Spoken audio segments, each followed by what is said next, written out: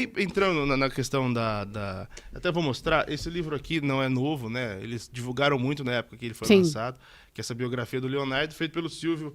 Eu nunca sei se é Essinger ou Essinger. É Essinger, né? Lá do Globo. É. E ele.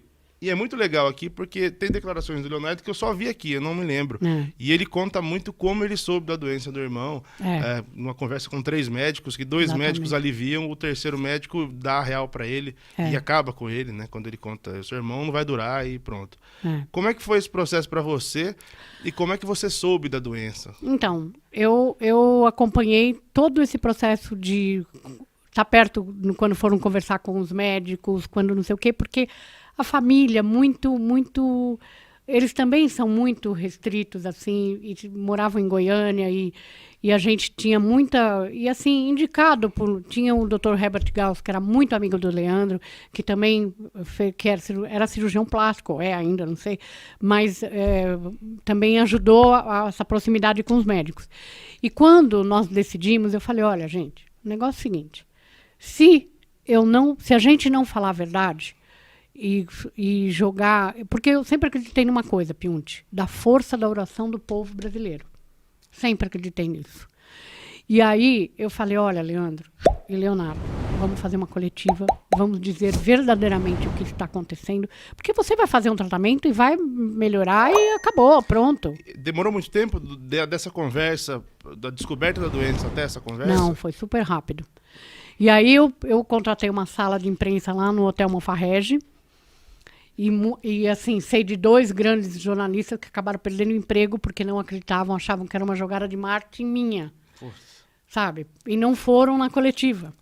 Você chamou a imprensa para quê? Qual que foi a pauta? Para dizer de uma informação da saúde do Leandro. Que já tava, o Pronto. povo estava desconfiando já que tinha alguma coisa. O povo estava desconfiando porque ele foi fotografado indo nos médicos e tal. Mas afora isso, existia o cancelamento dos shows. Ele não podia mais fazer show. Então a gente tinha que dar uma explicação. Sabe? Como no passado já era, não, eles brigaram, eles não sei o quê. Tomou um tiro do Leonardo. E na verdade era muito mais grave a situação. E o Leonardo, eu acho que o Leonardo sempre teve assim uma reação quando sabe de alguma coisa muito difícil para ele, muito triste, porque o Leonardo é só coração. E ele aquilo, sabe, todo mundo diz que a tristeza no Leonardo é muito mais triste. É porque ele não consegue diluir aquilo e ele, sabe, é uma dor assim que fica estampada no rosto dele. E eu falando: Leonardo, seu irmão está gravemente doente. Imagina, Ed, você está exagerando, e não sei o quê. Léo, teu irmão está muito doente. Sabe, assim, para ele acreditar, porque todos nós acreditávamos que ele ia se curar. Que ia ser um período difícil, mas ele ia se curar. Até porque existia todo um processo numa doença como aquela, né, Piunte? Ele ficou 63 dias doente. É muito. Do dia da descoberta até o dia que ele morreu, foram 63 dias. Aí resolvemos fazer a coletiva. E alguns jornalistas, achando que era balela, que aquilo era uma jogada de marketing. Ela é marqueteira, né? Pronto, não foram e acabaram perdendo emprego. Nossa. Porque foi só aquela declaração. A gente não fez outra coletiva, nós não fizemos nada além daquela coletiva. Não teve... logo depois não teve exclusiva, não teve um... Não, depois pegaram quando ele foi para Baltimore, porque aí nesse meio tempo nós descobrimos, e digo nós porque eu também fiz essa pesquisa, que era o Dr. Askin. Que o tumor é de Askin, porque foi ele que descobriu. Foi ele quem descobriu. E aí eu consegui, foi um exercício de uma equipe toda para poder que esse Dr. Askin atendesse o Leandro, sabe? E aí foi sim que o Fantástico conseguiu descobrir que voo ele estava e foi aquela confusão. Mas o Dr. Askin abriu o Leandro e falou: olha, você vai tomar esse... como chama? Tem um nome na medicina que é... Bom, é uma quimioterapia, mas tem um protocolo. Você vai tomar esse protocolo e aí o tumor pode diminuir, porque quando ele morreu, já estava no tumor de uma manga. E não era um tumor no pulmão, era entre o mediastino e o pulmão. Tanto é que esse Dr. Askin, e muitos acham que ficavam pesquisando para ver se não era do veneno Do tomate. do tomate e tal, porque a dona Carmen já havia me dito uma vez que quando eles voltavam da fazenda, da colheita de tomate, essas coisas, que ela dava banho na bacia, porque naquela época nem chuveiro eles tinham lá em casa e tal. Quando ela dava o banho, a água saía branquinha de veneno, assim, sabe? Então existiam muitas teses, na verdade. E aí, quando o Leandro voltou de Baltimore, que era onde tinha o Dr. Askin, ele chegou com aqueles pontos todos, o peito cheio de aberto, com os pontos, e ninguém sabia ainda, né? E aquele tumulto no aeroporto.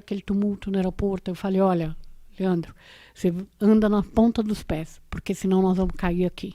E aí tem imagem disso, ele andando na ponta do pé, assim, porque era o único jeito da gente não cair por tanto fio, porque naquela época não existia a maneira como é hoje, né? Ah, tava tumulto mesmo, não era? Nossa, mas um tumulto, era ainda Dia das Mães, e ele veio, para você ver, o Dia das Mães é o segundo domingo de maio, ele morreu em junho.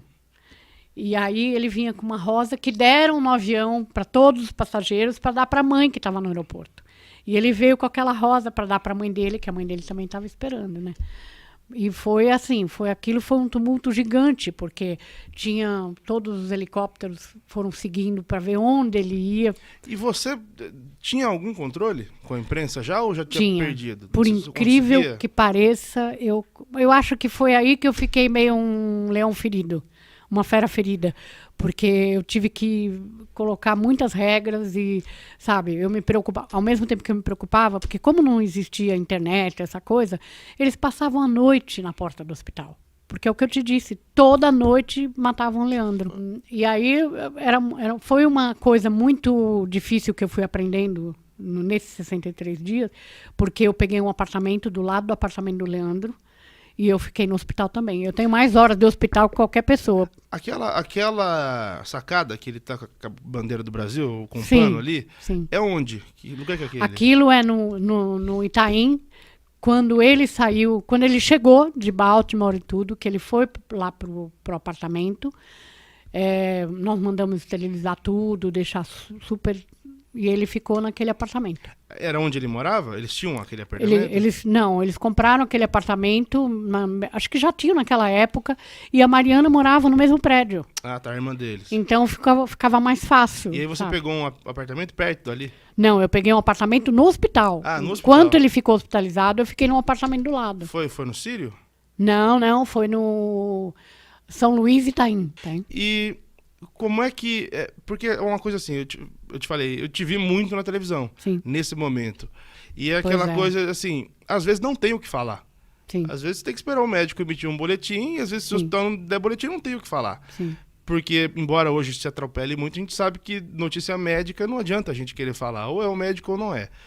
E como era o seu trabalho para alimentar a imprensa, para acalmar a imprensa, sabendo que não tinha o que falar às vezes? Não, o cara está tratando, o tratamento tem que esperar.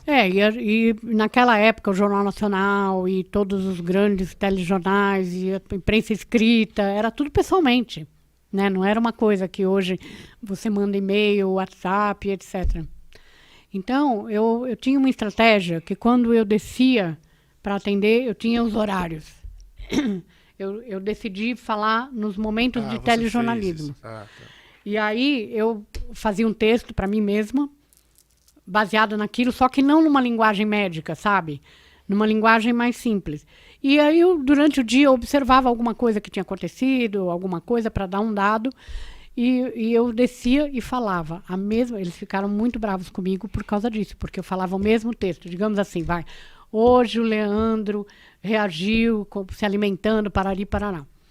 Aí o cara perguntava e eu falava isso. Aí o segundo falava, não, mas não sei o que. Hoje o Leandro, nananana. Porque senão parecia que eu estava privilegiando alguém, ou distorciam e o médico ficava bravo comigo. Eu tive que criar uma coraça assim e tal. E muito também porque eu acompanhava muito, porque os fãs faziam vigília. Sabe, eu peguei a sala de um médico lá para poder fazer todos os recebidos de Bíblia e etc, etc e tal. E assim, e durante a madrugada, muitos rezavam e iam para o saguão do hospital aos gritos, clamando para Deus e tá. Aí eu me chamavam, eu descia, olha, calma, deixa eu te falar. Fala baixinho, aqui tem outros doentes e papapá e não sei o quê, sabe? Eu fui criando com a imprensa também, porque aí eu comecei a me preocupar. As pessoas ficavam lá a noite toda, o tempo todo. Aí eu resolvi achar uma sala dentro do hospital para eles tomarem um café, se abrigarem um pouco de chuva, de tal. E foi por isso que tem aquela foto antológica da tal bandeira. Porque o Leandro me ligou e falou, eu quero assistir o jogo da Copa do Mundo e eu queria uma bandeira e não sei o quê. Eu falei, olha, eu não sei, eu não posso pegar uma bandeira da rua e te levar. Eu vou pegar um pano verde e amarelo que eu tenho aqui em casa. Não era uma bandeira, né? Não era uma bandeira. Eu tinha um pano verde e amarelo, porque eu sempre gostei muito de Copa do Mundo. E aí eu mandei esterilizar e levei lacrada e falei, eu te levo, que é quase uma bandeira. E aí, quando eu cheguei lá e vi o sofrimento das pessoas embaixo, os jornalistas que queriam fazer a imagem do Leandro e que ele já estava careca e tudo, eu subi e falei, olha, Leandro, vamos, sabe, deixa o povo ir fazer a tal, ver o jogo, e aí eles têm a foto, eles têm a imagem de você careca e tal, não sei o que, e tá aqui tua bandeira. Ah, não tinha imagem dele careca ainda? Não tinha. Nossa. Aí ele virou e falou, Ed, então tá bom, só que eu vou fazer com a bandeira. Só que eu nem me dei conta na hora, as coisas vão acontecendo, né, Pionte?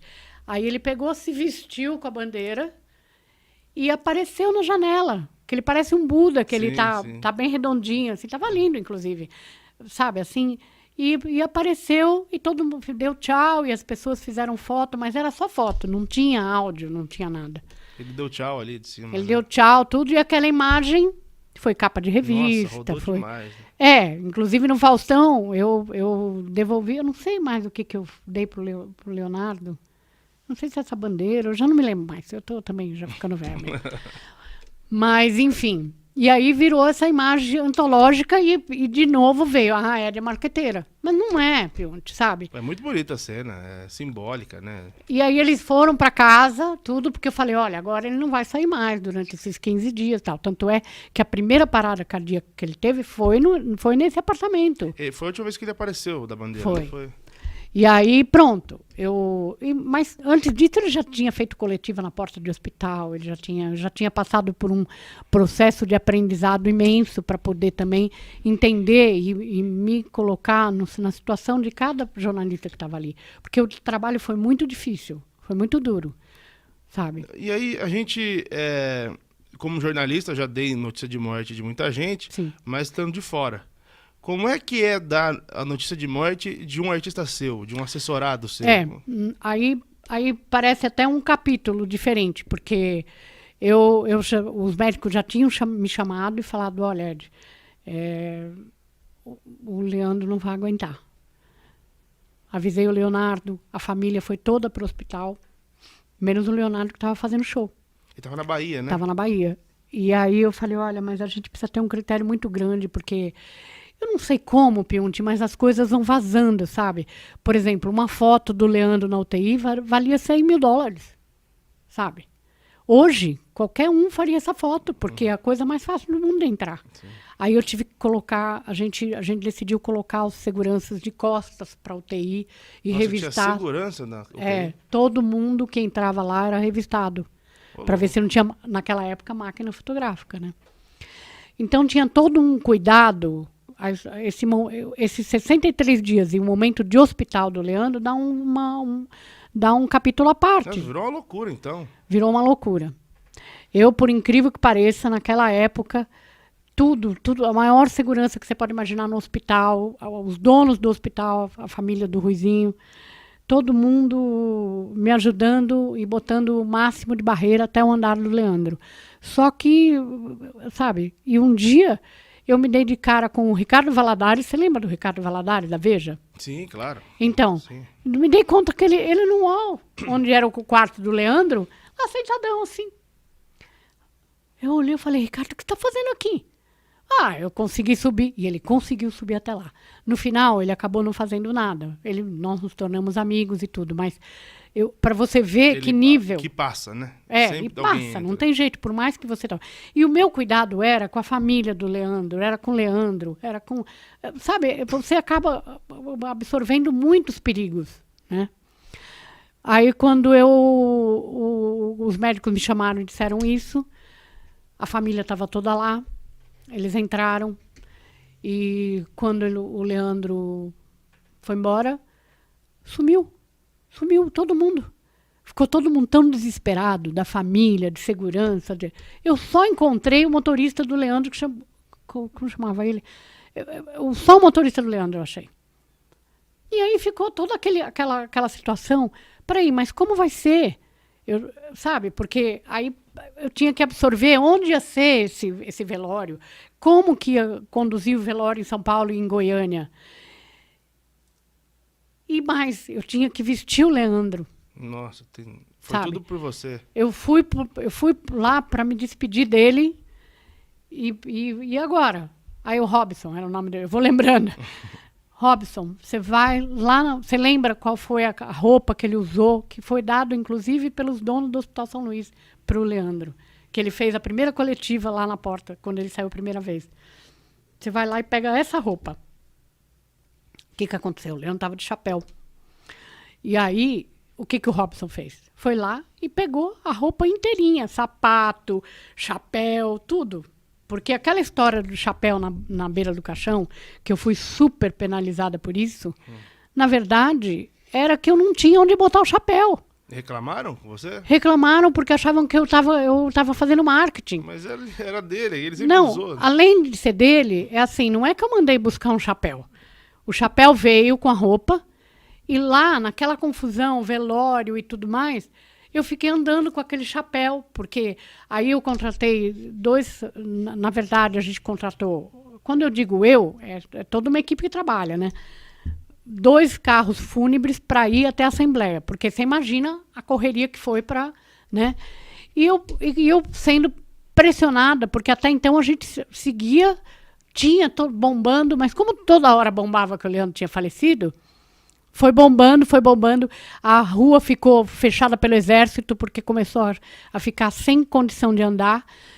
E aí eu falei, Leonardo, eu tenho que anunciar, não tem jeito. Ah, não tinha anunciado ainda? Não tinha anunciado. Estava organizando tudo, mas oficialmente não tinha notícia. Não, porque eu queria ver se eu queria que o Leonardo, na verdade, dissesse da perda do irmão, né? Ele falou, não vou de jeito nenhum. Ele não tinha condição, ele só chorava. Chegar rápido em São Paulo? Ele só chorava. Primeiro porque ele estava longe. E segundo porque quando falaram para ele, tanto quando o Pedro renasceu como a do Leandro, o Pedro é um caso à parte, aí ele falou, pode falar. Aí eu rezei, respirei fundo e fui lá fora aos prantos, fui criticada demais porque eu estava aos prantos. E aí disse que a gente tinha perdido o Leandro, eu lembro das frases, tudo direitinho com aquele batalhão. Você deu antes que o hospital? Dei antes que o hospital. Na verdade, a gente deu meio junto, assim. Mas aí eu disse que era o que eu estava sentindo naquele momento, eu estava exausta. Não só fisicamente, como emocionalmente, né? Foi, na verdade, um momento muito difícil, sabe? E aí a gente tinha que arrumar, porque a rua, ninguém transitava na rua, sabe? Começou a lotar o entorno do hospital? Em torno do hospital todo. Fechou a rua, o exército veio, eles ajudaram muito e tal. E aí fechou tudo e nós fomos... E aí a gente tinha que arrumar outra estratégia, não sei lá quem também. Eu me perdi, sabe? Eu saí com ele, eu e ele e o motorista do carro fúnebre e fomos para a Assembleia. E outro saiu do outro lado. E os jornalistas foram para o outro lado e o povo, sabe?